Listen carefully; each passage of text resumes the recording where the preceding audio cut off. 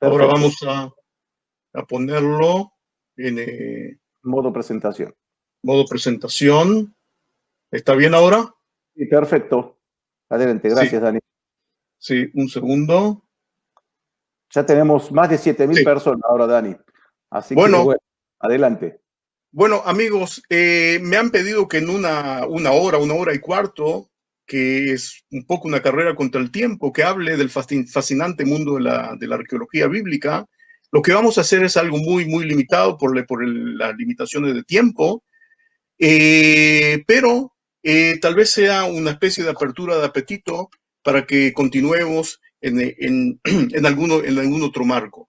El fascinante mundo de la arqueología bíblica, quiero contarles por qué es fascinante, en mi opinión. Es fascinante porque la arqueología bíblica, y cuando nos adentremos más en nuestra conversación, vamos a ver que la arqueología no es solamente una disciplina, sino que es una familia de disciplinas que se complementan una con otra.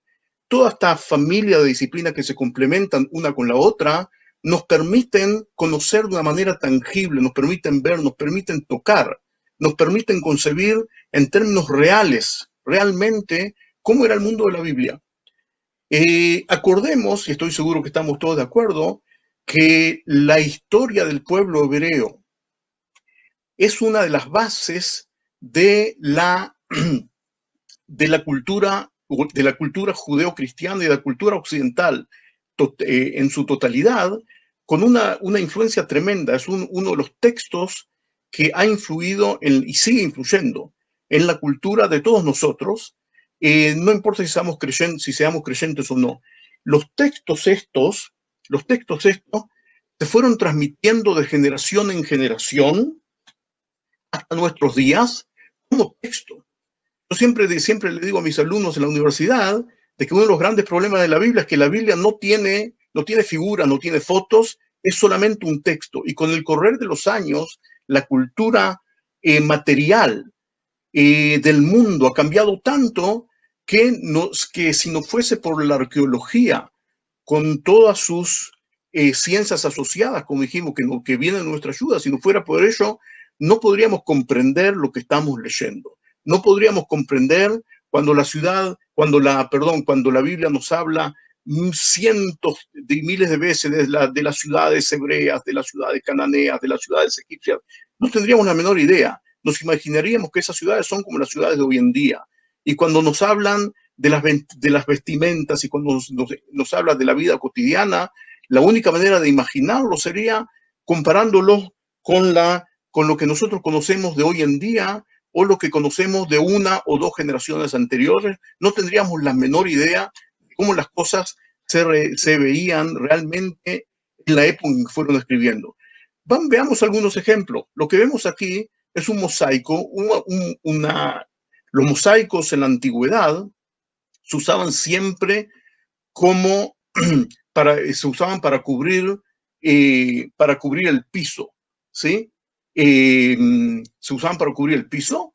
Hoy en día los museos están exhibidos en las paredes, pero se usaban para cubrir los pisos. El mosaico que vemos aquí es de la época bizantina, se encontró dentro de una sinagoga en la Franja de Gaza, y aquí vemos al rey David. Ahora fíjense cómo los judíos de la época bizantina lo veían a David. El rey David está vestido aquí como si fuese un rey bizantino y se ve como un bizantino y el arpa con el cual está tocando es un arpa de la época bizantina que no tiene absolutamente nada que ver con lo que era en la Biblia. Cualquiera de ustedes, estoy seguro que muchos de ustedes lo han hecho, han visitado museos, sobre todo los museos de Europa. El tema bíblico es tan fuerte en la cultura occidental que los temas bíblicos, los temas de la Biblia hebrea, siempre son una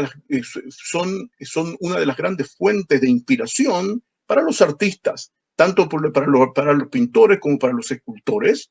Y cuando vemos cómo se veían los personajes bíblicos que están descritos tanto en la pintura como en las esculturas, hasta el siglo XVIII, incluso hasta el siglo XIX, vemos que todos los reyes y todos los personajes están vestidos como si fuesen reyes europeos. El rey David como lo vemos acá, está visto como un rey europeo. La unción del rey David, fíjense en todos estos personajes, están vestidos como europeos. Voy a pasar varias diapositivas muy rápido porque no nos vamos a detener esto, pero es para que comprendamos en qué situación estuvimos hasta el siglo XVIII e incluso entrando el siglo XIX, y en qué situación seguiríamos estando si no fuese por la arqueología bíblica a la cual tanto nos dedicamos. Fíjense cómo se veía el templo de Jerusalén, tanto cristianos como judíos.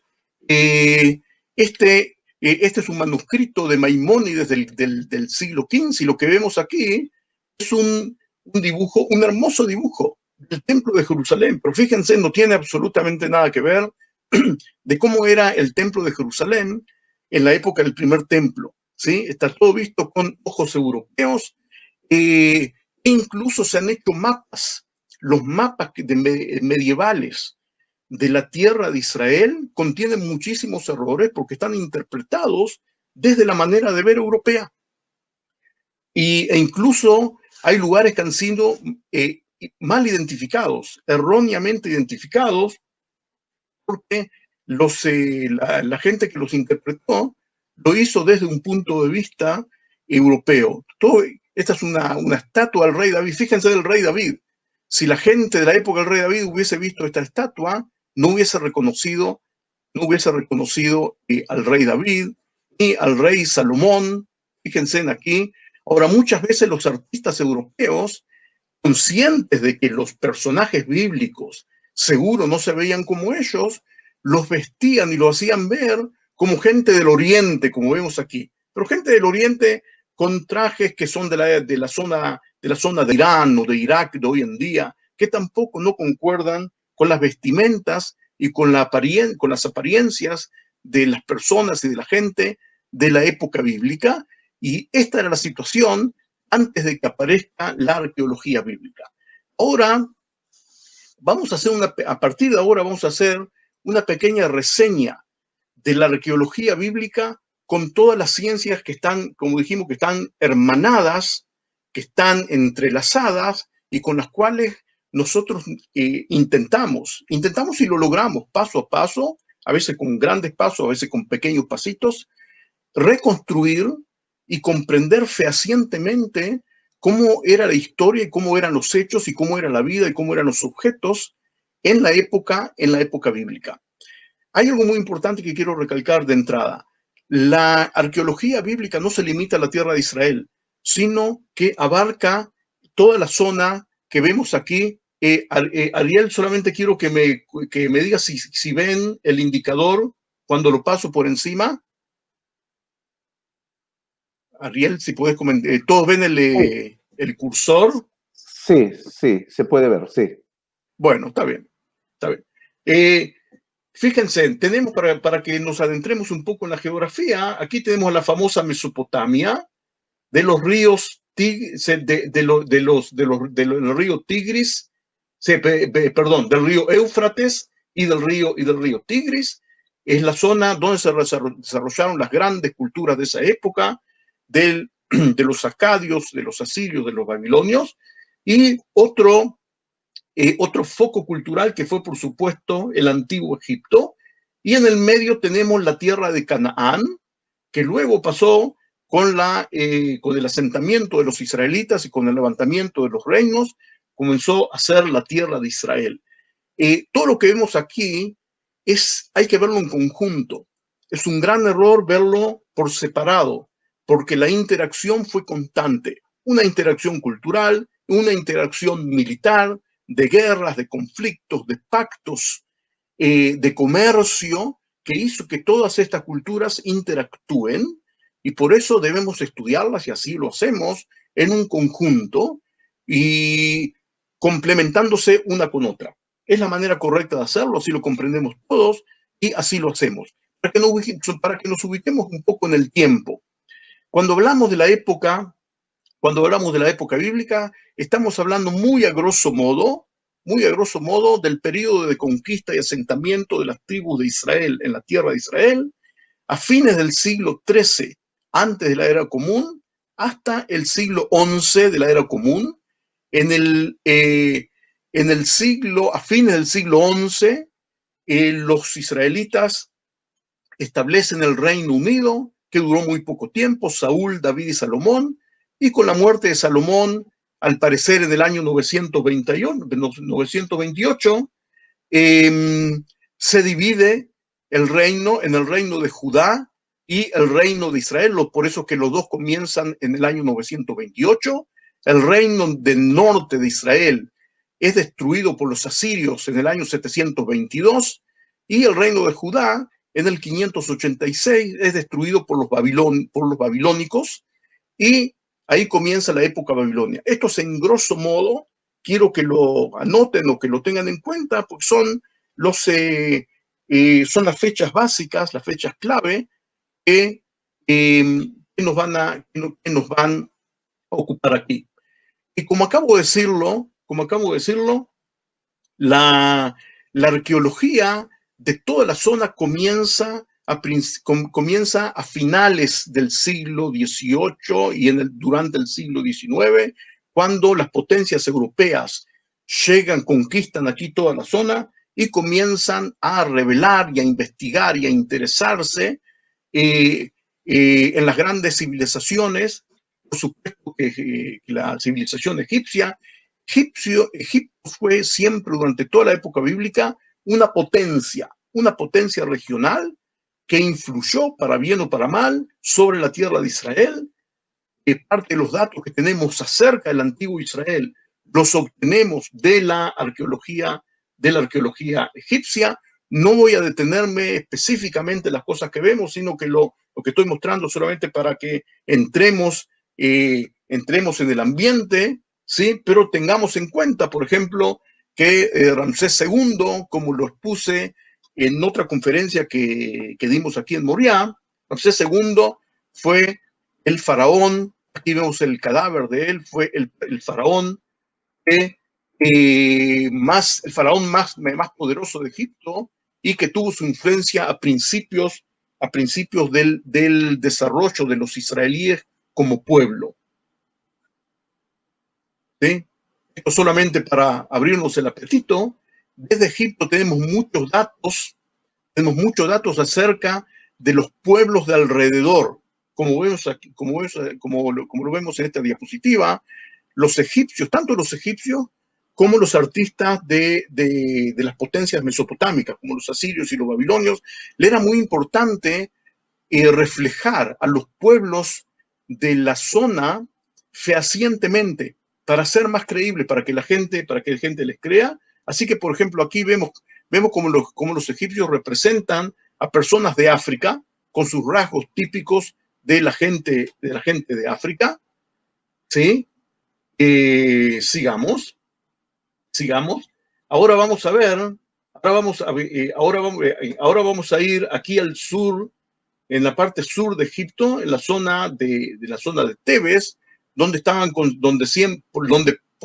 la mayoría del tiempo estuvo concentrado el poder político y militar egipcio, ¿sí? Y vamos a entrar adentro, una visita virtual, adentro del complejo de los templos de Karnak, uno de los sitios arqueológicos más imponentes, más grandes y más importantes de todo el mundo, de todo el planeta, ¿sí? Y vamos a visitar una visita muy corta de apenas un minuto, los registros que nos ha dejado este rey, ¿sí? El rey Merneftah, o Merneftah, que es el hijo de Ramsés II, y que él nos ha dejado el registro de una campaña militar que hizo a la tierra de Canaán, y en la cual da cuenta por primera vez de que en esa invasión militar que hizo, él combatió contra las tribus israelíes. Hemos desarrollado esto con más tiempo en otra conferencia que dimos. Aquí vamos a verlo muy rápidamente. Aquí vemos, ¿sí?, cómo él combate contra la ciudad cananea de Ascalón. Aquí vemos sobre la muralla, vemos a los cananeos, los habitantes de Ascalón, que le rezan a su dios, al dios Baal, para que los salve del asedio del ejército egipcio. Pero lo que más nos interesa a nosotros es que en la estela esta que estamos viendo, que está expuesta en el Museo del Cairo, describe por primera vez a los israelíes, y lo que vemos aquí, amigos, es el reflejo artístico. Las personas estas que ustedes ven aquí es la descripción artística de los artistas del faraón egipcio, de los israelitas contra los cuales ellos combatieron. Fíjense en cómo dependemos uno de otro y cómo nos ayudamos y nos apoyamos y nos complementamos, sobre todo con los estudios arqueológicos de todos los pueblos de la zona. Y adentrándonos un poco, por ejemplo, en otro lugar de Egipto podemos ver a cananeos, los enemigos de los israelitas. Fíjense qué distinto se ve todo esto de las primeras diapositivas que vimos, cómo se veían en Europa las personas que vivían en la tierra de Israel. Las figuras que vemos aquí son figuras auténticas, y hay más de lo que el común de la gente piensa. Esta es la visión auténtica de cómo se veía la gente.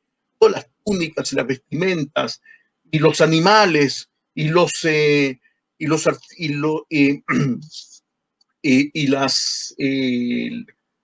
elementos musicales de los cuales nos habla la Biblia, debemos verlos como los vemos aquí. ¿Sí? Adelante. Estos también son cananeos.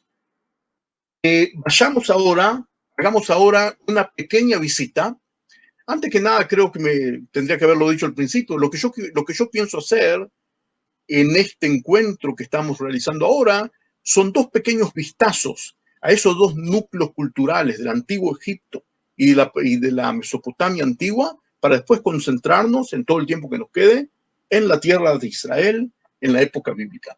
Pero vayamos ahora, hagamos una pequeña visita a los centros culturales de Mesopotamia.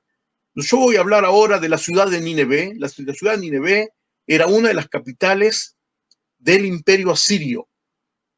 El Imperio Asirio tenía varias capitales, por ejemplo, que la ciudad de Ashur, de Asiria, fue la primera. Después ellos construyeron la ciudad de Nínive, y aquí tenemos a la ciudad de Babilonia, ¿sí? Hagamos una pequeña visita. Ahora, aquí vemos en este bajo relieve, amigos, quiero que pongan mucha atención. Estamos viendo aquí un bajo relieve en el cual vemos que hay dos escribas. Fíjense en que los dos se ven diferentes. Se ven diferentes porque el que está aquí más cerca nuestro es un escriba arameo, que él escribe en un pergamino. Y su compañero, que está más lejos, ven como tiene una barba, es un hombre mesopotámico típico, tiene una barba mesopotámica típica, y él escribe sobre un pedazo de arcilla, que era la manera que escribían los mesopotámicos en la escritura cuneiforme. Ahora yo quiero detener un poco,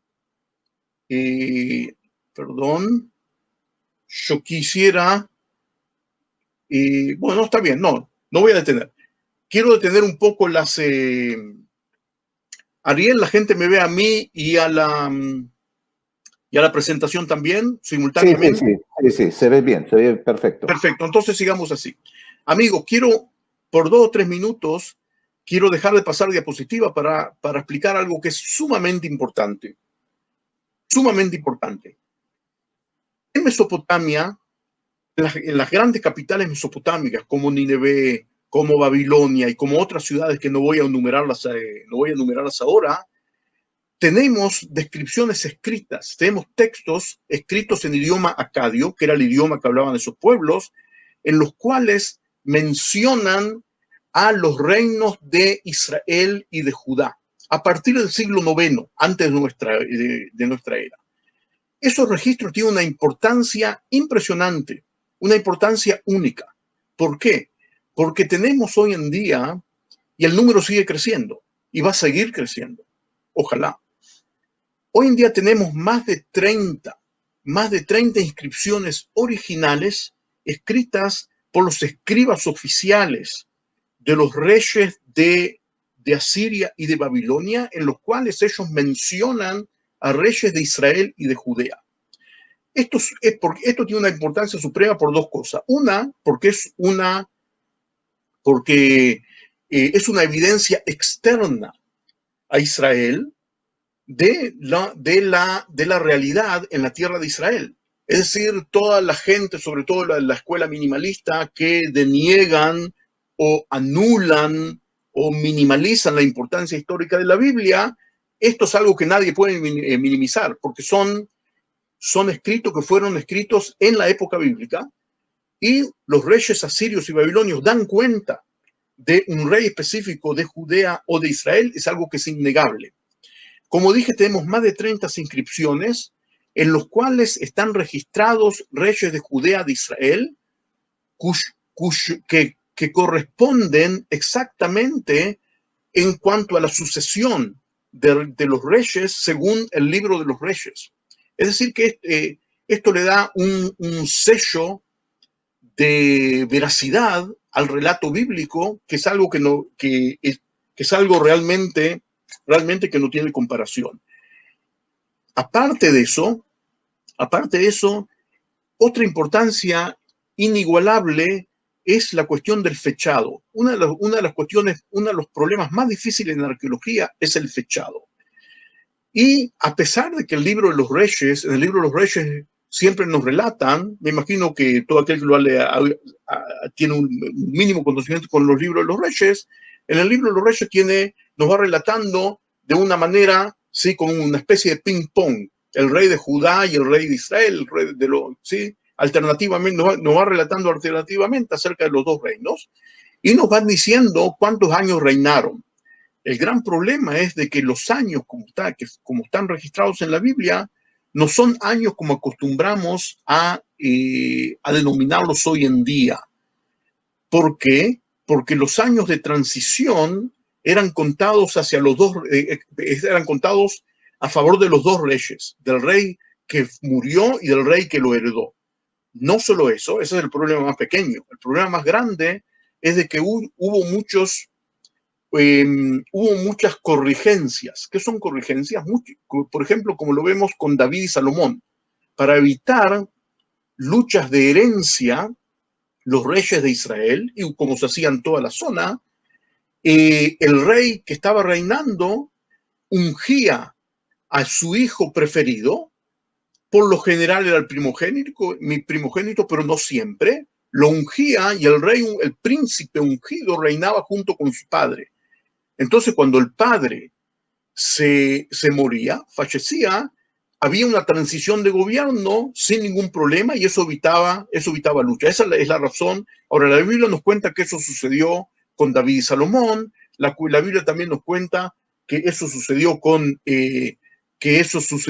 en el caso de Yotam, por la enfermedad de lepra de su padre, pero nosotros sabemos hoy en día que hubo muchos casos de corrigencia y que la Biblia no nos cuenta. Ahora, ¿qué pasa?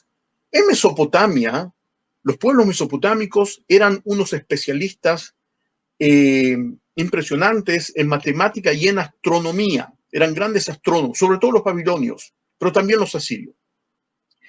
Y nos han dejado los registros astronómicos que los astrónomos de hoy en día pueden fijar exactamente, a veces con una exactitud, de qué día y qué hora incluso ocurrieron los acontecimientos históricos. ¿Por qué?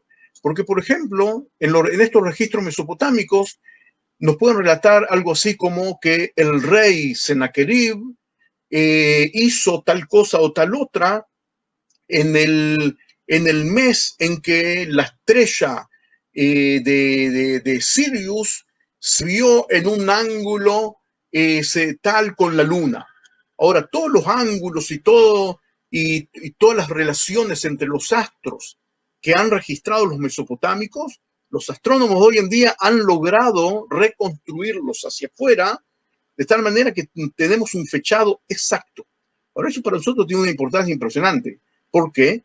Porque nosotros hacemos una verificación cruzada entre los registros mesopotámicos y los registros de la Bíblica, y eso nos permite tener fechados exactos, no de todos los reyes, pero de muchísimos de ellos. Por ejemplo, hoy en día, cuando ustedes abren un libro de historia, un atlas, ustedes ven que los reyes de Judá y de Israel, cada rey reinó desde tal año hasta tal año. Muchas veces se preguntarán, ¿cómo saben los científicos para fijar estos años? Bueno, la respuesta es que eso lo hacemos gracias a los registros mesopotámicos. Sin los registros mesopotámicos estaríamos en grandes problemas, pero gracias a ello, fíjese el aporte inmenso, el importe inmenso que tienen estas inscripciones. Aquí estoy yo al lado de algunas de ellas, exhibidas en el Museo Británico. La que estoy mostrando aquí es una inscripción sobre la cual escribí un artículo en el blog de Moriah, y aquellos que todavía no lo han leído, los invito a verlo al artículo. El aporte de estas fuentes, como acabo de decir, es un aporte inmenso, es un aporte inmesurable, tanto porque verifican todos los reyes que están registrados en las inscripciones mesopotámicas, figuran en la Biblia con los mismos nombres y en la misma sucesión de tiempo. Fíjense que si a ustedes les parecerá, tal vez a alguno de ustedes les parecerá algo trivial, nada es trivial. Que lo sepan, que todo lo que no está verificado y súper verificado con otras fuentes, siempre va a haber alguien que va a poner un signo de pregunta acerca de la veracidad de lo que está escrito en la Biblia. Por eso estas fuentes son tan importantes, y muchas veces estas fuentes también nos aportan datos que no figuran en la Biblia. Por ejemplo, la famosa batalla de Karkar está escrito aquí. El aporte de las fuentes mesopotámicas también son aportes artísticos. Por ejemplo, lo que vemos aquí son los miembros de una delegación del reino de Israel que viene a llevar tributo ante el rey de Asiria. Fíjense en la importancia de este aporte. Vemos realmente cómo era la vestimenta de esta gente, ¿sí? De los miembros de la delegación, y el jefe de la delegación mostrándose ante el rey de Asiria. Los asirios nos han dejado registros artísticos, no solo escritos, sino registros artísticos de cómo se veían las murallas en las ciudades antiguas, cómo se veía la gente. Lo que vemos aquí no son israelitas, pero vemos cómo se vestía también la gente de los pueblos vecinos, también algo muy importante, ¿sí? Ahora hagamos una pequeña visita virtual a la ciudad de Nínive. Nínive, ¿se acuerdan? Dijimos que es una de las ciudades capitales del Imperio Asirio, una ciudad inmensa, una de las ciudades más grandes, más imponentes del mundo antiguo. Así se ve gracias a la arqueología. Hoy en día sabemos cuáles son las dimensiones reales de la ciudad de Nínive. En Irak, hoy en día, aquí vemos algunos de los restos. Podríamos hablar horas de estos. Esto no lo vamos a hacer. Lo único que quiero mostrar, pero entremos adentro de este palacio que vemos aquí, el palacio del rey Sennacherib. El rey Sennacherib, como muchos de ustedes sabrán, es el rey que está registrado en el libro segundo de Reyes, capítulo 18 en adelante, y también los capítulos paralelos del libro de Isaías, porque es el rey contra el cual se rebeló el rey Ezequías. Y dentro de este complejo palacial impresionante que vemos aquí, en este lugar que está aquí, que estoy señalando aquí con el cursor, en este lugar que está aquí, es una de las salas centrales, de donde estaba sentado el trono del rey, donde estaba sentado donde estaba puesto el trono del rey para que se siente el rey Sennacherib.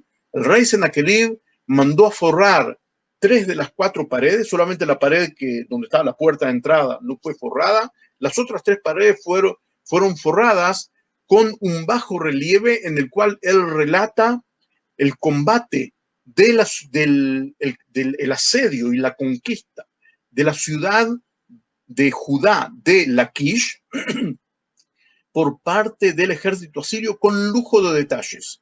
Este bajo relieve está hoy en día en el museo de Londres, y hay una réplica exacta en el Museo de Israel en la ciudad de Jerusalén, con lujo de detalles. Con lujo de detalles. Podríamos hablar una hora entera de este bajo relieve, no lo vamos a hacer, pero fíjense en cómo, a diferencia de lo que se pensaba en la Edad Media, fíjense cómo, según el testimonio de los artistas asirios de esa época, cómo se veían los israelitas, cómo se veía el combate del ejército asirio asediando a la ciudad de Judá. Lo que vemos aquí arriba de la muralla son los defensores de la ciudad de Laquish. Lo que vemos aquí es una especie de máquina de combate, una máquina de asedio que circula sobre ruedas y que tiene aquí con una especie de lanza con una punta de metal que está destinada para meterla entre las piedras de la muralla y empezar a desmoronarlas. Desde el momento que la muralla del enemigo hay un hueco, hay un buraco, esa ciudad está perdida, el ejército puede entrar adentro y conquistar. Ahora fíjense cómo esto está relatado como si fuese una película filmada en la época de la Biblia. Fíjense que los defensores tiran sobre esta máquina está recubierta de cuero y tiene un esqueleto de madera. Los defensores tiran antorchas, lo que ven aquí son antorchas, también piedras y también antorchas. Y es por eso que ustedes pueden ver aquí que uno de los soldados asirios lo que hace es continuamente derramar agua para que no se incendie este aparato. Hay un lujo de detalles aquí, hay libros enteros escritos acerca de esta fuente. Fíjense el aporte inmenso que tiene. Al final de la batalla nos describen aquí cómo se veían los habitantes. Fíjense cómo vemos aquí, por ejemplo, cómo los hombres de Judá se veían, cómo se veían las mujeres, cómo se veían las niñas y los niños pequeños que van aquí. Las personas que están descritas aquí son personas que que son expulsadas de la ciudad, son llevadas en cautiverio después de que la ciudad de Laquish cayó a manos del ejército asirio. Esto es absolutamente seguro porque a un costado, después vamos a verlo, a un costado de este bajo relieve hay una inscripción en acadio que dice exactamente que todo lo que está relatado aquí se trata de la conquista de la ciudad de Laquish de Judá. Es una oportunidad única de ver cómo se veía la gente, cómo se vestía la gente en la época bíblica, tanto los adultos como los niños. Vemos aquí en otra escena, esto es otro bajo relieve, vemos aquí cómo los asirios obligan a pueblos cautivos a hacer trabajos forzados. Están aquí arrastrando una gran mole de piedra, y en cada línea vemos a gente de pueblos diferentes que van arrastrando. Ahora fíjense que los que van tirando de la cuerda aquí en el medio, fíjense que las vestiduras, aquí los vemos, las vestiduras son exactamente como lo que la vimos la gente de Laquish. Es decir, que en este bajo relieve también vemos exactamente cómo se vestía la gente en Judá en la época del primer templo. Fehacientemente, los rostros, las vestimentas, las personas. Vamos a adelantarnos. Esta es la inscripción en la cual el rey Sennacherib, que está sentado aquí dice exactamente lo que acabamos de ver aquí, se trata de la ciudad de Laquish. La ciudad de Laquish es este Tel. Para los que no se acuerdan o saben, Tel es la palabra hebrea que hoy en día se ha vuelto una palabra internacional, que es una colina artificial en la cual, que es el resultado del amontonamiento de los restos arqueológicos de ciudades antiguas. Se forma una especie de colina horizontal, por ejemplo, por lo general amesetada, y esta es la ciudad de Laquish, que nos relata la época bíblica. Fíjense cómo nosotros entrelazamos y entrecruzamos la información que tenemos de Mesopotamia con la información que tenemos aquí. Y aquí vemos a la ciudad de Laquish, ¿sí? Que se vería reconstruida, se vería así, y esto nos da la pauta de realmente cómo se veían las ciudades de la antigüedad y no como estaban representadas por los europeos en el siglo XVIII, ¿sí? Así se ve, vamos a verlo muy rápidamente, porque quiero que hagamos ahora un salto a la ciudad de Babilonia, también una de las grandes capitales del mundo antiguo. Este es uno de los grandes portales de la ciudad, que hoy en día fue trasladado y reconstruido en el Museo de Berlín Oriental. Adelante, no nos vamos a detener, solamente quiero contarles que dentro de la ciudad de Babilonia, en la zona administrativa donde estaba la administración de los reyes, se han encontrado documentos escritos en idioma acadio, por supuesto, que dan cuenta del reino de Judá, incluido el nombre de uno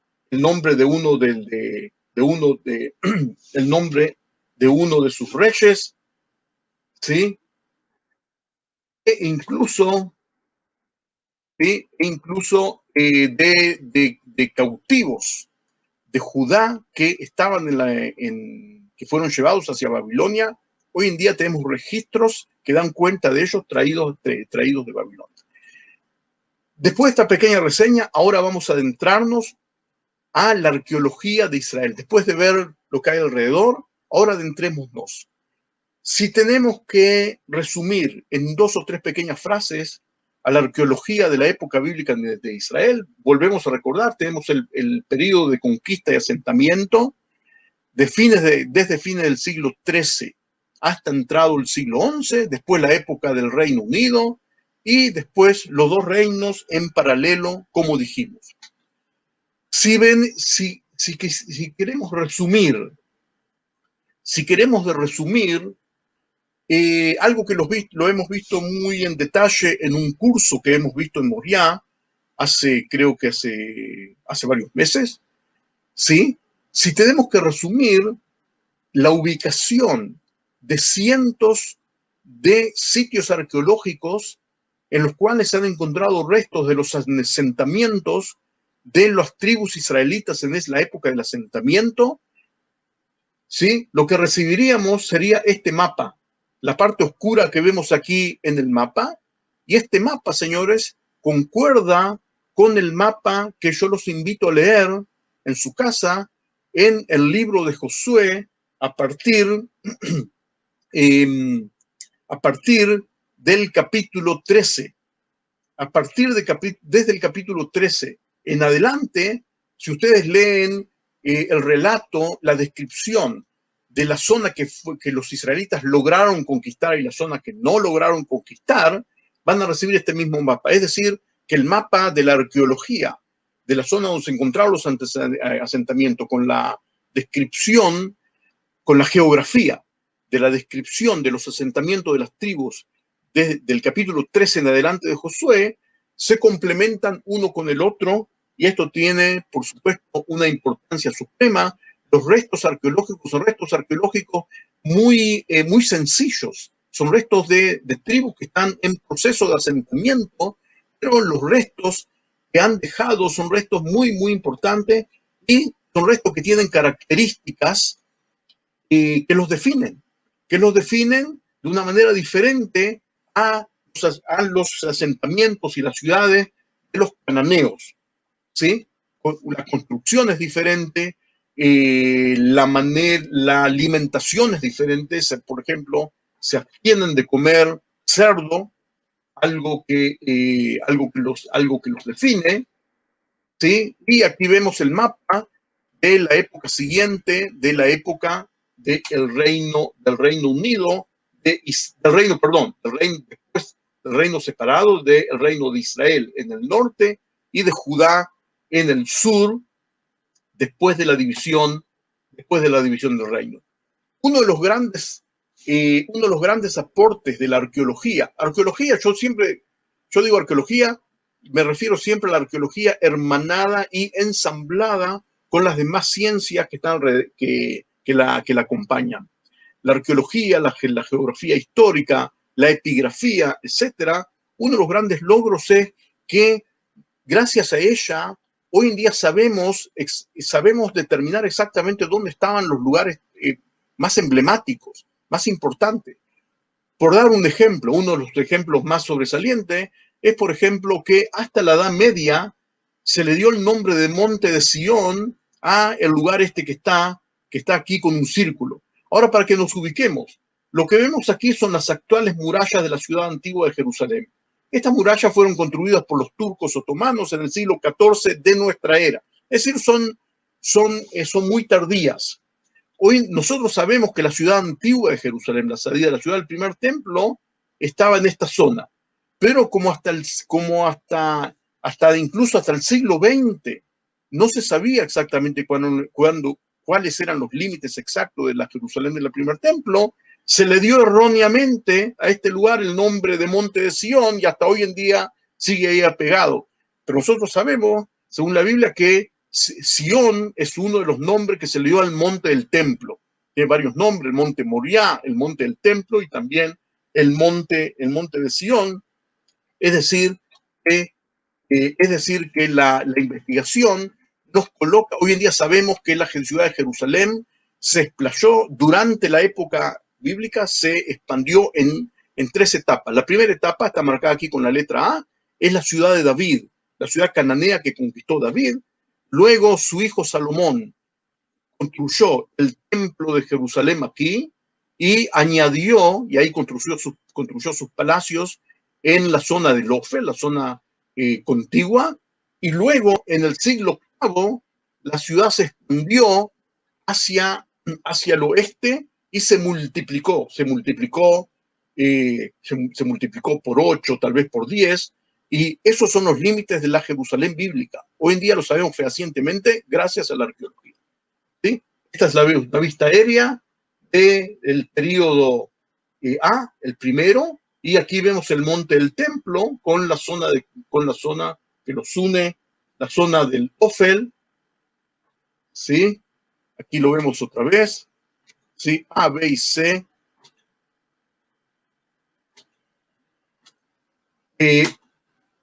Otra ciencia hermanada, la cual algunos de ustedes ya lo sabrán, es algo que una de las ciencias en las cuales me especializo. Otra ciencia hermanada de la arqueología es la epigrafía. La epigrafía es la ciencia que se dedica al descifrado de escrituras antiguas. Vamos a hacerla muy corta, porque nuestro tiempo es muy corto. Hoy en día podemos resumir, tenemos en nuestras manos muchos cientos de escrituras hebreas de la época bíblica que fueron escritas por la gente auténtica, fueron escritas por la gente de la Biblia, la gente que vivió aquí en la época de la Biblia, escrituras de todo tipo. Escrituras, una de las escrituras más famosas es la escritura encontrada dentro del túnel de Ezequías en Jerusalén. Aquí la estamos viendo, donde está relatado el encuentro emotivo entre los dos grupos de picapedreros que la construyeron.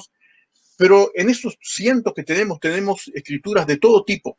Tenemos escrituras de todo tipo que no voy a enumerarlas ahora por la falta de tiempo, pero es importantísimo que recalquemos el aporte especial que tiene esta fuente de información, ya que vemos ahí el hebreo bíblico escrito directamente por la gente que lo habló, sin que haya pasado por las manos de compiladores y de copistas por las cuales pasó el texto bíblico, sino que esto es algo que viene de ellos directamente a nosotros. Por eso tiene un valor impresionante. Muchas veces vemos el hebreo hablado, el hebreo coloquial hablado, y no el hebreo de los escribas oficiales del reino de Judá, como por ejemplo lo vemos en la Biblia o de los poetas. No, aquí vemos otro tipo de hebreo, pero vemos al idioma hebreo bíblico aquí lleno de vida, lleno de esplendor, un idioma usado en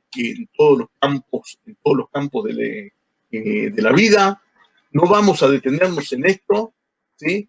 Pero solamente vamos a embelezarnos un poco viendo, por ejemplo, una de las inscripciones que tenemos de Jerusalén. Es una inscripción que fue colocada conmemorando la tumba de uno de los ministros principales del reino de Judá. Nada más ni nada menos. Una persona que en hebreo tenía el título de Asher Alabai, iba a ser como una especie de ministro del tesoro del reino de Judá. Al parecer de la época de Ezequías, y la inscripción esta fue encontrada aquí.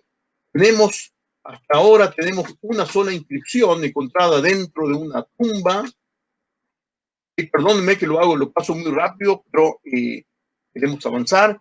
Tenemos una inscripción en la cual está descrita la bendición sacerdotal del libro de los números de la Torá, del libro de los números capítulo 6, la bendición que el sumo sacerdote bendecía al pueblo. La bendición esta está grabada en 2 láminas de plata. Es la única inscripción de la época bíblica misma, ¿sí? Que tenemos, en las cuales hay versículos de la Biblia inscritos. No confundir con lo que tenemos de Qumrán. Lo que tenemos de Qumrán es de la época post-bíblica, después de la época del primer templo. ¿Sí? Entre otras cosas, tenemos aquí de Arad. Vamos a dar un vistazo a uno de los sitios que a mí más me encantan, que más me gustan, sitios arqueológicos de la tierra de Israel. Aquí en Arad, aquí tenemos el Mar Muerto. Cerca del Mar Muerto, aquí en Arad, en el desierto del Negev, hay los restos muy, muy bien conservados de una fortaleza de la época de Judá. La primera fortaleza fue construida aquí en la época del rey Salomón y fue destruida y vuelta a construir. Y en esta fortaleza, ¿sí?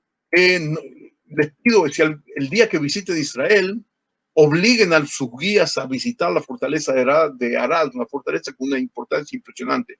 Desde todo punto de vista, desde el punto de la geografía histórica, del texto bíblico, del comportamiento económico, de todo. Y dentro, este es el plano, dentro de la fortaleza de Arad se encontraron más de 100 escrituras en hebreo bíblico, ¿sí? Escritas o recibidas en el lugar, incluyendo los sellos del comandante del lugar, cuyo nombre está recordado, figura tanto en las escrituras, y los sellos mismos del último comandante de la fortaleza, fueron encontrados ahí. Y por supuesto, uno de los descubrimientos arqueológicos más emocionantes son los sellados, ¿sí? Los sellados de documentos. Los documentos bíblicos, desgraciadamente, se han perdido todos porque fueron escritos en pergaminos, o en pergaminos o en papiros, pero fueron atados con piolines y con un pequeño trozo de arcilla en la atadura, fueron sellados. Y en los sellos, muchas veces los sellos la persona que sellaba figura el sello de la gente que selló. Y en esos sellos tenemos hoy en día toda una colección de sellos originales, no de los sellos mismos, sino de los sellados sobre arcilla de muchísimas personas que vivieron en esa época. Por lo menos 7 u 8 de ellos son personajes que están nombrados en la Biblia, sobre todo en el libro de los Reyes, algunos en el libro de Jeremías, y son el título de este encuentro, esta clase, es el fascinante mundo de la arqueología bíblica. Yo siempre digo que una de las cosas que a mí más me fascinan son es ver reflejados los nombres de personajes que los conocemos en la Biblia, ver el sello mismo, personal que lo han dejado. Es algo que hemos soñado y cada vez se encuentran más. Algunos de ellos se han encontrado en los últimos años. Otra de las cosas que a mí personalmente más, tal vez no soy objetivo, ¿sí? Pero a mí personalmente que más me fascinan es leer los textos bíblicos en los lugares relevantes que están descritos en ese lugar. Vamos, ¿sí? Estos son ejemplos, perdónenme que lo paso muy rápido, pero queremos ver otras cosas más. Ejemplos de sellos de personajes que figuran en la Biblia y cuyos sellos fueron encontrados en excavaciones arqueológicas en Jerusalén. Todos ellos en Jerusalén, todos ellos en la capital. ¿Sí? Y están nombrados en el libro de los Reyes, en Crónicas, y también, como dije, en Jeremías. Sobre todo, la mayoría de ellos son personas que tuvieron cargos muy importantes en el último gobierno de Judá, en el gobierno de Sedequías, el último rey de Judá. Personas que están nombradas en la Biblia como el Gedaliao, hijo de Pashur, que vemos aquí, cuyo sello fue encontrado en Jerusalén, fue uno de los personajes citados en la época, también, Yocal, personajes que están nombrados en el libro de Jeremías como gente mucha importancia. Y, ¿sí? Aquí en el Ofel, en la parte esta que une la ciudad de David con el monte del templo, en los últimos años se encontró, la arqueóloga Eilat Mazar encontró la bula, lo llamamos bulas a estos sellados, ¿sí? No tiene nada que ver con las bulas papales. Se usa el mismo nombre, ¿sí? Encontró un sellado en el cual figura el nombre de uno de los reyes de Judá. Es el único sellado real que tenemos, ¿sí? que tenemos hoy en día, y pertenece a Ezequías, el hijo de Ahaz, rey de Judá. Tenemos hoy en día un sello del rey, un sellado de uno de los reyes de Judá. Es uno de los descubrimientos más emocionantes que tenemos gracias a la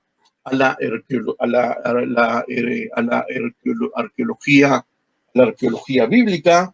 Y de aquí quiero pasar,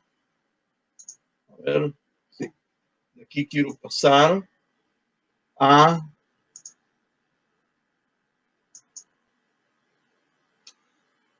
Ariel, si me podés confirmar que estamos viendo el segundo PowerPoint. Sí, sí, se ve perfectamente. El mapa, bueno, ¿cierto? Sí, el mapa. Correcto. Perfecto. Ahora vamos a adentrarnos, amigos, mientras el tiempo nos permita, vamos a adentrarnos en algunos de los sitios arqueológicos clave. En Israel tenemos muchos cientos de sitios arqueológicos. Vamos a ver algunos que yo he elegido, a mi criterio, he elegido algunos sitios clave. Vemos aquí el mapa del reino de Israel en el norte y el reino de Judá en el sur. Las ciudades que vamos a ver, mientras el tiempo nos permita, son dos ciudades que están aquí en el norte. Una es la ciudad de Dan, que está aquí. A ver si... aquí, ahí está. La ciudad de Dan, aquí en el norte, y aquí en el sur, la ciudad de Hatzor. Dos ciudades que están en el extremo norte, en el límite con los arameos, y también la ciudad de Megiddo. Esas son las ciudades que vamos a ver del reino del norte, y del reino de Judá vamos a ver la ciudad de Jerusalén.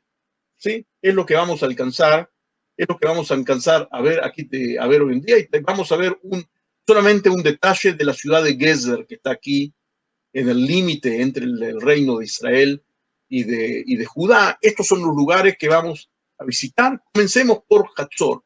Hatzor es uno de los sitios arqueológicos más grandes, más imponentes de Israel, incluso de toda la zona, y está compuesto por un tel, por esta colina que vemos aquí, y por una ciudad más baja que vemos aquí, que es una ciudad, ¿sí?, que es una colina artificial, y vamos a concentrarnos en dos cosas, y vamos a dedicarles 2 o 3 minutos cada una.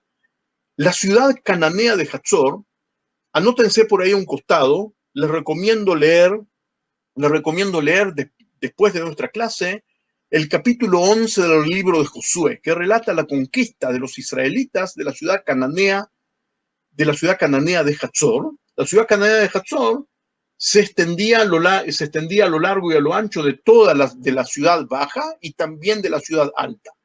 Luego los israelitas, el rey Salomón, construye una ciudad israelita solamente sobre la parte alta, y uno de los reyes de Israel, el rey Acab, también mejora y agrega muchas construcciones siempre en la ciudad alta, ¿sí? Recuerden, la ciudad baja y alta es hay presencia cananea hasta fines del siglo XIII, y luego los israelitas construyen solamente sobre el tel, sobre la ciudad alta. Tenemos una toma aérea. Fíjense en lo inmenso que es este lugar. Ven aquí cómo corre un camino hoy en día, ¿sí? Es un sitio reconocido por UNESCO, es un sitio que tiene importancia mundial. Aquí lo vemos. Y vamos a ver algunas diapositivas. Vemos aquí las murallas, restos de las murallas inmensas. Fíjense en la proporción con los humanos que vemos aquí, de la ciudad cananea. La ciudad de Hatzor, de acuerdo, y esto concuerda exactamente con el relato del capítulo 11 del libro de Josué. La ciudad de Hatzor fue la ciudad cananea más fuerte, la más fuerte de toda la tierra de Canaán, y los restos imponentes de la muralla, si lo reconstruyéramos, ¿sí?, lo que veríamos era algo así, lo que refuerza la pregunta de cómo hicieron tribus nómades, las tribus nómades hebreas, para conquistar semejante ciudad. Pero por supuesto es una ciudad es una pregunta que no la vamos a tratar hoy. Los restos de la ciudad de Hatzor o Hatzor realmente son imponentes. Fueron descubiertos en la época, en los años 50 y 60, y vueltos a excavar en las últimas 2 décadas. Algo muy importante que ahora voy a recalcar. En las excavaciones de las últimas décadas se descubrió el palacio del rey cananeo de la ciudad que conquistaron los israelitas. Nada más ni nada menos. Una de las cosas más emocionantes y más fascinantes para mí es justamente sentarme con mis alumnos dentro del palacio del rey cananeo y estudiar el capítulo 11. Espero y les deseo que algún día, después de pasado el grave problema de la corona y la crisis que lo acompaña, tal vez algún día tengamos la oportunidad de encontrarnos personalmente y hacerlo aquí en este lugar que tiene una importancia tremenda, una importancia mundial. El palacio quemado, fue descubierto en las últimas décadas, y con prueba fehaciente que fue quemado de una manera total, de una manera tan asombrosa, que las llamas ardieron por muchos días y se vieron desde las lejanías, y hoy en día se está preparado para la visita del público, en la cual nosotros no nos vamos a detener. Yo quiero detenerme solamente, ¿sí?, muchas joyas y objetos importados del mundo griego, de muchos lados se han encontrado. El detalle en el que quiero detenerme aquí solamente es un descubrimiento que no tiene parangón. No tiene parangón en ningún lugar de todo el Antiguo Oriente. Los excavadores, que son el profesor Bentor y la profesora española María Teresa Rubiato, quiero recalcar a la profesora esta, porque María Teresa Rubiato, una profesora española, ha escrito material en idioma español acerca de esto. Les recomiendo buscar, según el nombre de ella, material, y si tienen suerte encontrar en sus países material en español que ella ha escrito con los descubrimientos impresionantes. ¿A qué me refiero cuando digo que han encontrado cosas sin parangón? Han descubierto que en los restos de la ciudad conquistada y que la ciudad cananea conquistada y quemada, los conquistadores destrozaron adrede símbolos religiosos cananeos y egipcios.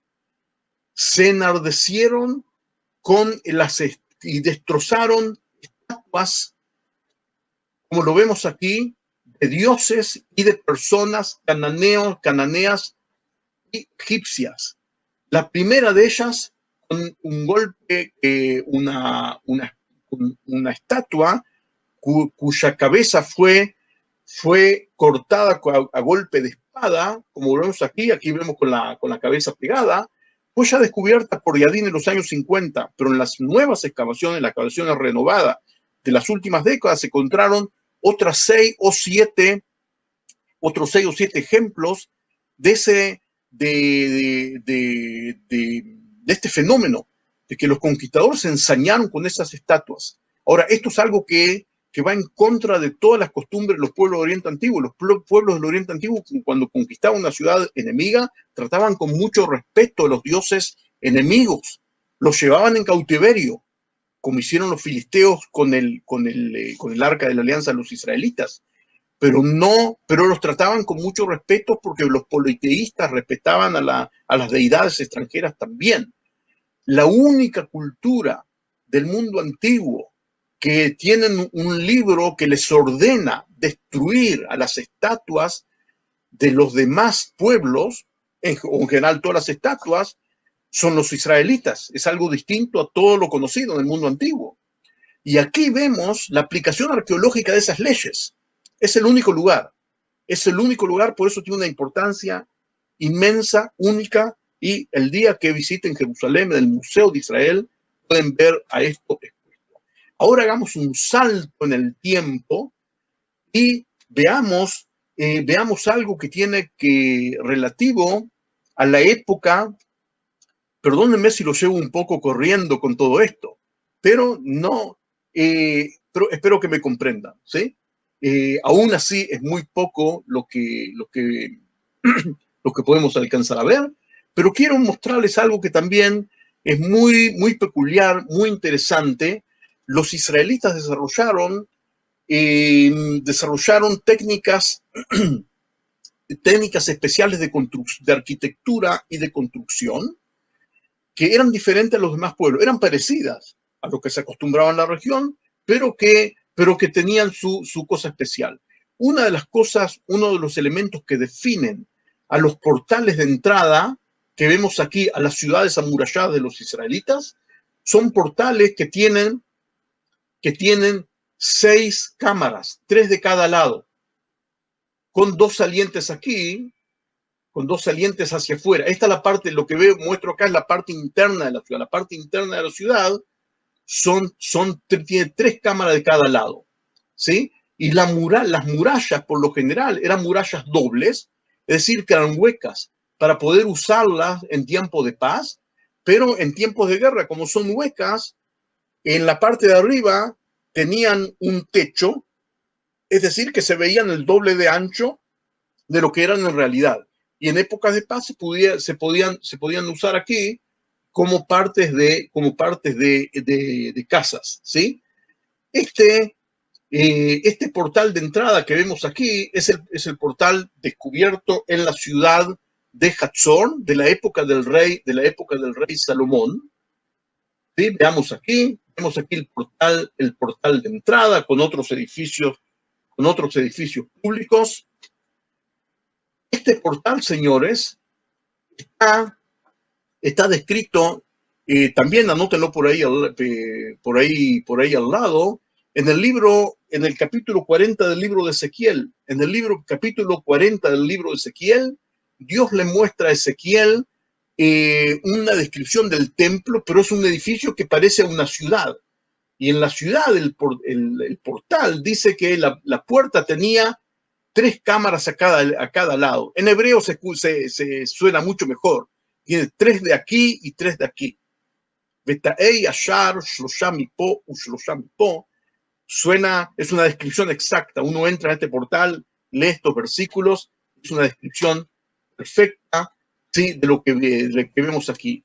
Otra cosa interesante es de que en el libro de los Reyes, Reyes 1, capítulo 9, está relatado que Salomón fortaleció 3 ciudades, Hatzor, Megiddo y Gezer. Y en esas 3 ciudades se encontraron 3 portones que son casi exactamente iguales. Son casi exactamente iguales. Ven, como que verán aquí, este mismo tipo de portal se encuentra también en otras ciudades. ¿Sí? Aquí vemos en Hatzor, la ciudad, la muralla doble, pegada aquí al portal. Estas son fotografías tomadas durante las excavaciones. Aquí vemos el portal. Fíjense cómo se ven aquí de pequeñas las personas, con la muralla doble pegada. ¿Sí? Esta es una fotografía tomada desde adentro de la ciudad, con la muralla doble aquí. Y si lo reconstruimos, tenemos esto desde afuera, se veía así. Las 2 salientes aquí son estas 2 salientes y la muralla hacia adentro.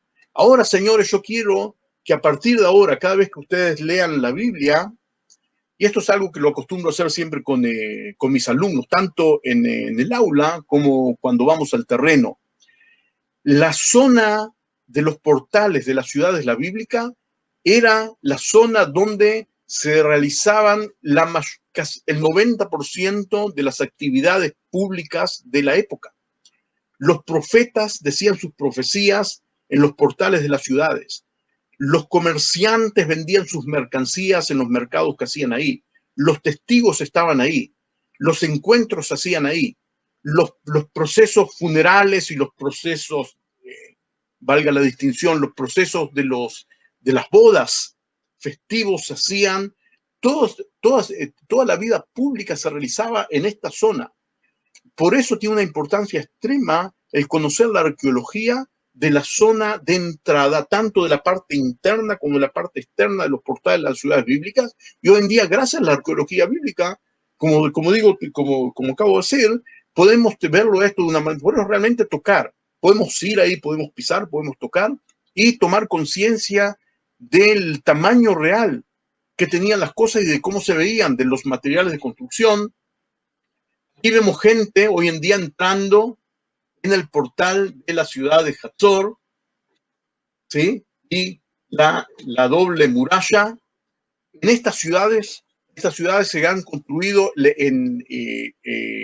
otra de las grandes atracciones más impresionantes es que tanto en Hatzor como en Megiddo, el rey Acab, que reinó en el siglo IX, ¿sí? Salomón en el siglo X, Acab en el siglo IX, construyó grandes obras hidráulicas con obras hidráulicas que bajan decenas de metros hacia abajo y por un túnel hacen entrar el agua de manantial que está fuera de los límites de la ciudad hacia adentro de la ciudad. No voy a detenerme en eso porque llevaría mucho tiempo, pero para perfumarnos un poco con las vistas, fíjense, todo esto, señores, gracias a la arqueología, hoy en día vemos cómo estas grandes obras se veían en aquel tiempo. Aquí vemos un portal casi idéntico en la ciudad de Gezer. No voy a detenerme aquí, como acabo de decirlo, pero pongan cuidado, vemos aquí las escaleras estas que estoy mostrando aquí, son las mismas escaleras por las cuales bajaron y subieron los habitantes de la ciudad de Hatzor en la época del primer templo. ¿Sí? Esto nos da una proporción exacta. La cubierta de cal también para que el agua no se filtre. ¿Sí? Adelante. Pasamos ahora a Megiddo. ¿Sí? La ciudad de Megiddo. En la ciudad de Megiddo vemos un portal impresionante también aquí. De entrada, tanto el cananeo como el de la época de Salomón.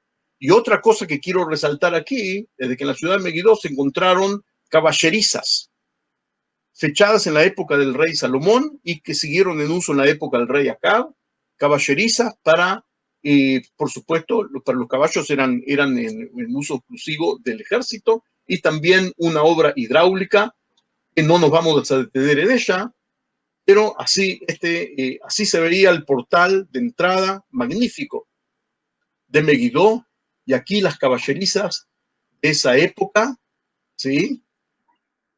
Fíjense, el portal de entrada magnífico. Las piedras estas son piedras auténticas, ni una sola de ellas ha sido reconstruida o renovada. Tanto el portal de entrada israelita como el cananeo.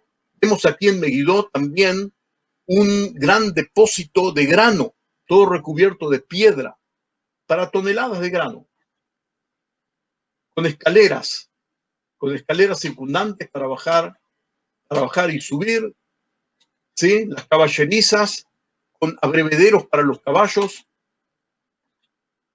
¿sí? Voy ahora a salir de aquí porque el tiempo va premiando,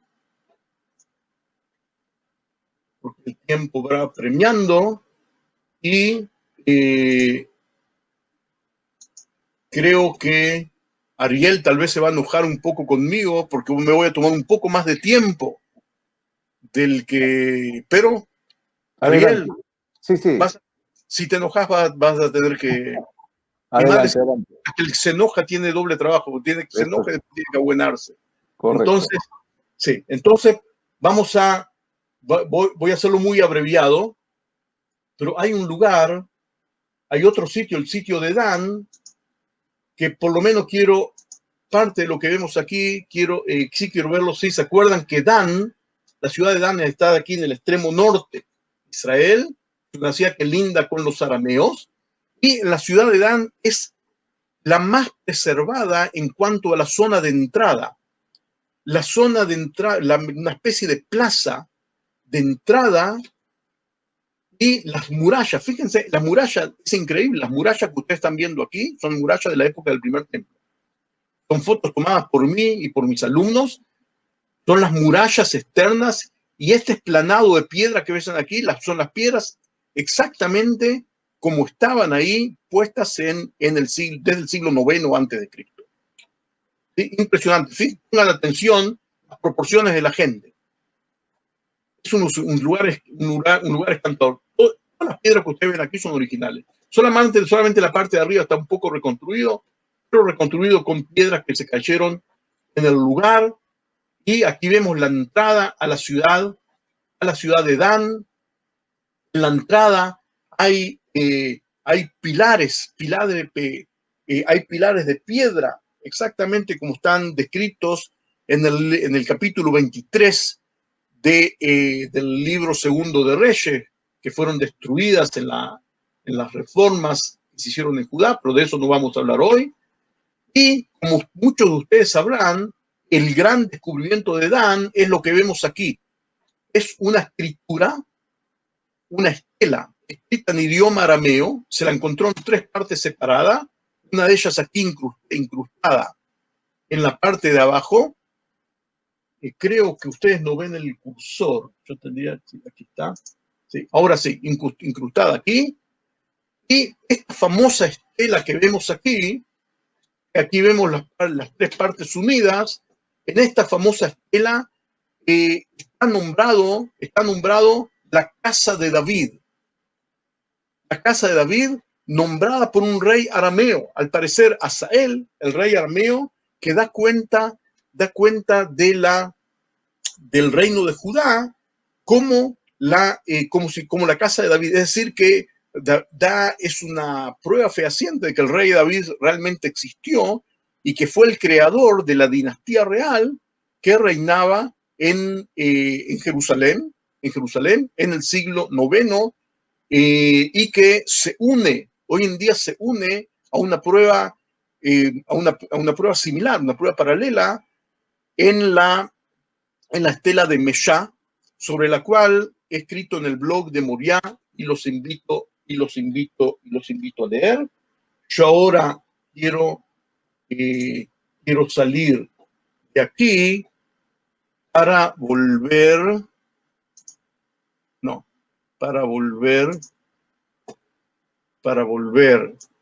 ¿sí? Para ver lo último.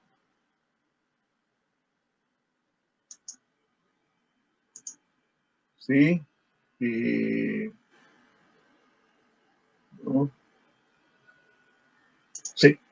Amigos, como podrán ver, nos queda mucha tinta del tintero, como se decía por lo menos antes en Argentina. Nos queda muchísima tinta del tintero. Lo que vemos aquí es solamente, como se dice aquí en Israel, la puntita del tenedor.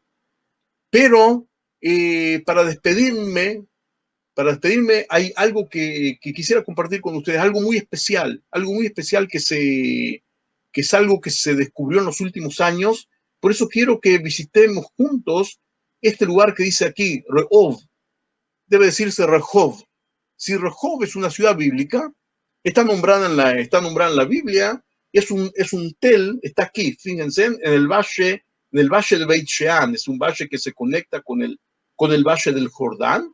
Fue una ciudad cananea, es un tel bastante grande, tiene más de 10 hectáreas, y es una especie de tel doble, tiene un tel alto y uno bajo, algo parecido a lo que vimos en Hatzor, pero aquí es todo natural, y aquí se descubrió algo que no tiene parangón. Escuchen bien lo que voy a decir, no tiene parangón en la arqueología de toda la zona, desde Mesopotamia hasta el Egipto antiguo. Hay algo que se descubrió solamente aquí en este tel. Hoy en día ustedes ven aquí los campos labrados de la zona, y el tel que está aquí fue excavado por el profesor Mazar, Amihai Mazar, y él descubrió algo aquí muy peculiar. Es lo último que vamos a ver. Él descubrió que en el estrato fechado a fines del siglo X, es decir, en los últimos días del rey Salomón y en los primeros días del reino de Israel después de la muerte de Salomón, pero el estrato comenzó en la época del rey Salomón. Ustedes ven aquí unos cuadraditos muy especiales, ¿sí? Pongan atención, hay 3 líneas aquí de estos cuadraditos que se ven aquí. Comiencen a pensar qué puede ser lo que ven aquí, Aquí está dibujado, y aquí lo que ven aquí. Cuando lo empezaron a ver, al parecer son una especie de vasijas. Que al principio no sabían cómo los arqueólogos no sabían cómo digerir. Nunca vieron algo así. Una especie de vasijas puestas en líneas y en diferente altura. Tal vez no se puede ver en esta diapositiva, pero en la próxima ya la van a ver. Vasijas muy alineadas de una manera muy prolija, y las líneas están en diferente altura. ¿Sí? Están en diferentes alturas, y aquí vemos solamente 3, que fueron las que se decidió destapar totalmente. Pero resulta que toda esa zona está llena de esto tan peculiar. Al principio no sabían cómo interpretar esto, porque es algo que no es conocido ni en la tierra de Israel, ni en todos los países vecinos. No es conocido, y se empezó a destapar y a destapar y a destapar. Y hoy en día sabemos de una manera fehaciente, con una seguridad total, que lo que tenemos aquí son colmenas. Son colmenas, y son en estas vasijas especiales, que son diferentes a todas las vasijas hechas para otros fines.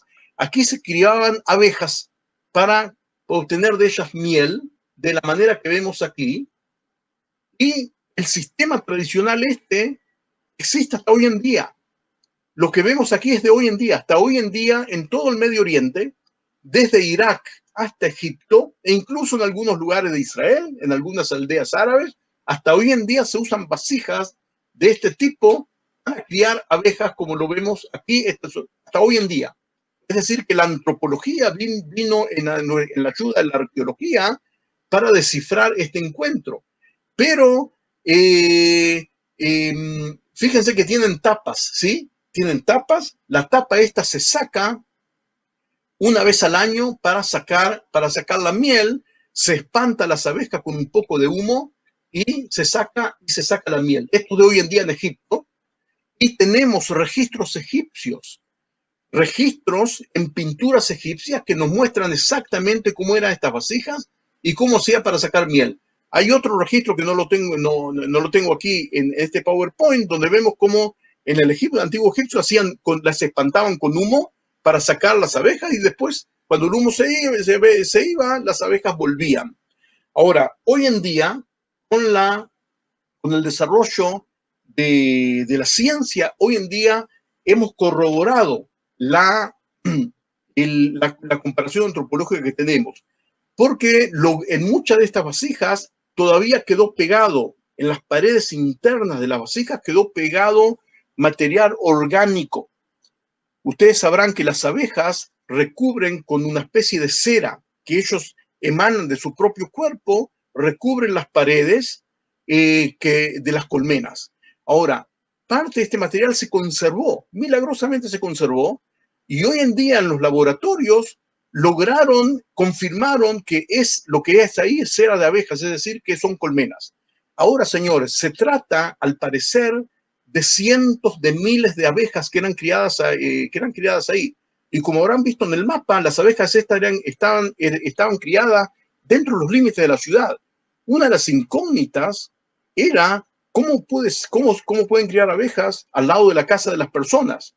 La incógnita esta también fue solucionada hace pocos años, también gracias a la ciencia. Gracias al estudio de ADN se descubrió exactamente de qué tipo de abejas se trata. Y resulta que se trata de un tipo de abejas que hasta hoy en día existe en Irán. Y es un tipo de abeja que son abejas pacíficas, no atacan a las personas. Por supuesto, si salvo que algún descerebrado vaya y adrede las moleste. Si no es así, son abejas que uno las puede criar en el patio de la casa de uno, y exactamente así hoy en día sabemos aquí. Ahora, fíjense, lo último que vamos a ver realmente, aquí vemos en el medio del arqueólogo, la miel, en hebreo miel se dice dvash. Hasta hoy en día, si ustedes van aquí en el supermercado de Israel, piden dvash, lo van a mandar ahí al frasco de miel que están ahí en los estantes. La palabra dvash figura más de 50 veces en la Biblia. Y la tierra de Israel es descrita muchísimas veces como la tierra que emana leche y dvash. Ahora, en las últimas décadas, muchísimos estudiosos comenzaron a poner en duda si la palabra dvash en el hebreo bíblico siempre se refiere a miel de abejas. ¿Por qué? Porque nosotros sabemos que a partir de la época del Segundo Templo, por lo menos, se refiere también a miel hecha de dátiles, y como la palmera datilera es uno de los símbolos de la tierra de Israel, y no solo eso, sino que en muchos lugares de la Biblia la palabra dvash aparece junto con árboles vegetales que dan fruto. Es decir, que realmente puede ser que muchas veces la palabra dvash no hay que traducirla como miel, sino como miel de dátiles en la Biblia. Y aparte de eso, ¿sí? Y por eso no se sabía hasta qué punto se producía miel en la tierra de Israel. Después del descubrimiento arqueológico de este lugar, las ideas un poco se volcaron para el otro lado, porque la cantidad de miel, de dvash, que es miel, que se producía en esta ciudad, es una cantidad impresionante. No hay duda de que el reino de Israel exportaba miel de abejas. Al parecer exportaban también dátiles. Las palmeras datileras son uno de los productos típicos de la tierra de Israel, son una de las 7 especias que la tierra de Israel fue bendecida, pero al parecer, después de lo que hemos visto aquí, también la miel de abejas era una de las producciones más masivas de los israelitas en esta época, y como lo dije anteriormente, las colmenas de este lugar, de Rehov, son las únicas de toda la zona. No hay otras colmenas en ningún país. Las únicas descubiertas fehacientemente son de esta ciudad. Amigos, tenemos mucho más para compartir. Tal vez aquellos que se inscriban en el próximo curso que tenemos planeados aquí en Moriah podamos extender todo lo que vivimos, pero el tiempo no nos da para más. Por eso quiero despedirme de ustedes. Y vuelvo a decir lo que dije antes. Es una inmensa alegría para mí ver que hay interés en esto que nos tiene atrapados a nosotros, los estudiosos en estos temas de la arqueología bíblica. Me llena de alegría ver que también en Hispanoamérica y en España hay tanta gente que se interesa y con los cuales podemos compartir nuestro conocimiento, nosotros los investigadores que somos de habla hispana. Les mando un gran abrazo a ustedes y Ariel. Sí, estamos ustedes conmigo por haber tomado más tiempo del estipulado. Todo bien. Quédate un ratito más porque te quería decir acá, bueno, estoy viendo los comentarios acá. Te quería decir varias cosas. Primero, que has llenado un estadio de básquet, porque han participado más de 10.000 personas en esta transmisión en vivo desde Israel. Nunca en mi vida he hablado ante tanta gente. Bueno, es por eso dije un estadio de básquet. Les digo a todos, quédense que tenemos una sorpresa. No se vayan, que tenemos una sorpresa, prometo. Vamos a tener un poquito de tiempo ahora para poquitas preguntas para Daniel, así que si alguno tiene alguna pregunta que quiere ya preguntar, prometo que voy a hacer lo posible de que sean preguntas que representen a buena cantidad de gente. Pero de todas maneras, Daniel, te digo que has desafiado también las reglas de lo que se dice que una charla no puede demorar más de 1 hora, que la gente se cansa. Acá la gente está diciendo, había una persona que dijo que generalmente después de 20 minutos se duerme y ahora está toda así, como si se entusiasmara. Espero que esa persona refleje la idea de todos, que la gente no se haya enfadado. Mucha gente hasta quería que sigas. Pero bueno, una pregunta que pregunta Sergio de Argentina. ¿Qué superficie tenía originalmente la ciudad de Hatzor? Y yo agrego también cantidad de habitantes. ¿Cómo era eso en esa época? Bueno, uno de los grandes aportes de la arqueología bíblica es realmente que gracias a ella sabemos las proporciones reales. Una ciudad, por ejemplo, la ciudad de Laquish, que es la segunda de importancia en Judá, tiene 11 hectáreas, más o menos. Es considerada una ciudad grande, ¿sí? Ahora, la ciudad de Jerusalén, que no conocemos exactamente cuál era el límite de la última expansión, tenía muchos más, tenía decenas de hectáreas, pero no llegaba a las 1.000, no llegaba a las 100 hectáreas. La ciudad de Hatzor, que es la más grande, es la única que pasa las 100 hectáreas. Esas son las proporciones. La mayoría. Ahora, hay algo que hay que tener mucho en cuenta. El 90% de los israelitas eran agricultores y vivían fuera de los límites de las ciudades amuralladas.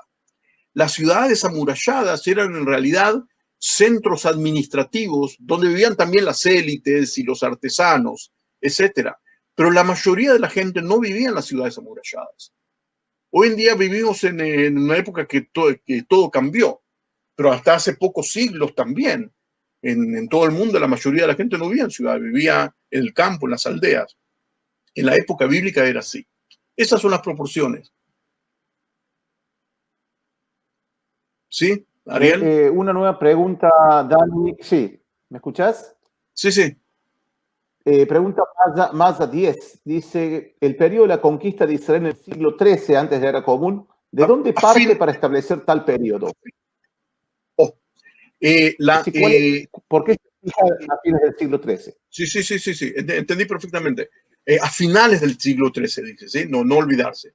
A finales del siglo XIII, primero lo tenemos la evidencia del faraón Merneptah, que él reinó a finales del siglo XIII y él da testimonio de que encontró aquí a las tribus israelitas. Y eso se corresponde con la arqueología, porque los cientos de asentamientos israelitas que se encontraron comienzan a finales del siglo XIII. Es decir, que las dos evidencias se unen y se corroboran una a la otra. Perfecto, Dani. Bueno, la verdad que está lleno de preguntas acá y la verdad que realmente el tiempo apremia. A mí no, yo no justicia, tengo pero problemas. Bueno, sí. yo sé, pero hay gente también que ya está guardando la sorpresa. La verdad que son varias sorpresas. Yo le dije que había una sorpresa, pero son varias. Y yo te quería preguntar, Dani, y tiene que ver con estas las primeras sorpresas, que nosotros estamos lanzando un curso de arqueología bíblica, se va a llamar Introducción a la Arqueología Bíblica, que tiene 2 meses de duración, va a comenzar el 17 de octubre, ¿correcto, Dani? Sí, sí, y así es. Sí, y me gustaría si podrías decir en algunas frases de qué se va a tratar ese curso de 2 meses. Bueno, en ese curso vamos a poder explayarnos en todos los temas que hoy los vimos. ¿Sí? Lo que hicimos hoy es ver pantallazos, ¿sí? Pantallazos de algo y pantallazos de pocas cosas. En ese curso vamos a tener el tiempo suficiente para ver las cosas más a fondo, más ordenadas. Hay muchas más cosas de las cuales hoy no pudimos ver. De una manera ordenada y de una manera cronológica, a partir de la época del asentamiento y hasta la época de la época de la destrucción del reino de Judá, de una manera ordenada, adentrándonos y profundizando. Por supuesto que es un curso de introducción, ¿sí? No es todo un título, pero de una manera ordenada y mucho más explayada y mucho más profunda de la arqueología. Nos vamos a concentrar en la tierra de Israel, pero por supuesto siempre, como se debe hacer, así es mi línea, con pantallazos y con comparaciones a los países vecinos, que es la manera correcta, y siempre chequeando con el chequeado cruzado de las evidencias de las diferencias culturas que hubo aquí. Eso es en una síntesis de lo que vamos a ver. Perfecto, Dani. La verdad, bueno, hay muchísimos feedbacks aquí muy positivos. No se vayan, que ahora les voy a contar la otra sorpresa que tengo. Pero bueno, Dani, te quería agradecer por tu tiempo. Ya voy a explicar ahora sobre el curso más detalles. Hay preguntas y con certificados. Yo voy a explicar todo ahora, pero en principio, Dani, quería agradecerte por tu paciencia, por tu tiempo, por principalmente la pasión y el entusiasmo que pones también en enseñar. La gente acá está realmente maravillada, has renovado mucha información, ha sido un desafío intelectual muy grande. Así que gracias, Ariel. Te quiero agradecer a vos por la iniciativa. Lo vuelvo a repetir y lo voy a volver a decir. La iniciativa de vos lo llamás la democratización o la expansión, no importa cómo lo llamemos, de este tema, que es un tema central, es un tema que está en la base de nuestra cultura, de la cultura judea cristiana y occidental en general, y se puede decir mundial. Y si uno no comprende la base, yo pienso que es difícil comprender lo que está construido sobre la base. Y gracias a los esfuerzos que ustedes hicieron en Moriah, han logrado juntar a investigadores que somos de habla hispana, no somos muchos, y que estamos aquí con las manos en la masa justamente en eso. El hecho de juntarnos y hacer juntos este proyecto de expandir nuestro conocimiento, de compartir nuestro conocimiento, realmente te felicito. Y bueno, estamos todos juntos, tanto los que participan como nosotros. Es un esfuerzo conjunto y que me llena de alegría y de orgullo. Bueno, Dani, muchísimas gracias. Te despido Feliz aquí. Sukkot. Ya estaremos. Feliz Sukkot, Hag Sameach. Y bueno, quédense Gracias. conmigo ahora. Dani, muchas gracias. Y quédense conmigo ahora que estaremos ahora presentando esta sorpresa, como les dije. Así que vamos ahí rápidamente a contarles